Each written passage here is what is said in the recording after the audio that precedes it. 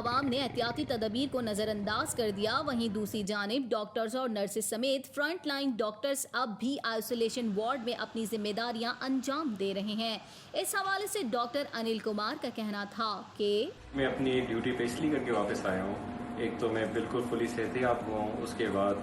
ہمارے ادھر ڈاکٹروں کی کمی ہے، ہمارے اسٹاف کی کمی ہے، جس حالات کے لیے ہم لوگوں نے آئسولیشن وغیرہ بنائے وہ سب فل ہو چکے ہیں اور مزید یہ حالات بد سے بدتر کی طرف جا رہے ہیں۔ فرنٹ لائن سولجرز اپنے محاذ پر ڈٹے ہوئے ہیں۔ 1600 سے زائد health care workers corona virus سے متاثر، لیکن انسانیت کی خدمت کا جذبہ کم نہ ہوا۔ کورونا کا شکار ہونے والے ڈاکٹرز نے بھی ہمت نہ ہاری اور وائرس کو شکست دے کر ایک مرتبہ پھر ڈیوٹی پر حاضر ہو گئے۔ خطروں سے لڑتے مسیحاؤں نے اپنی تمام چھٹیاں اپنے فرض پر قربان کر دیں۔ مہلک وائرس کے خلاف جنگ میں اپنی جان کی پرواہ نہ کیے بغیر ان فرنٹ لائن سولجرز کا جذبہ قابل رشک ہے، مگر قوم کو بھی ان کا احساس کرنا چاہیے اور ذمہ داری کا مظاہرہ کرنا چاہیے۔ اس حوالے سے ڈاکٹر محمد علی کا کہنا تھا کہ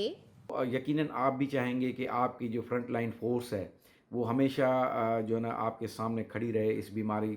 سے ڈٹ کے مقابلہ وہ کرتی رہے، آپ کی زندگیوں کو محفوظ کرتی رہے، لیکن اس کے لیے ضروری ہے کہ آپ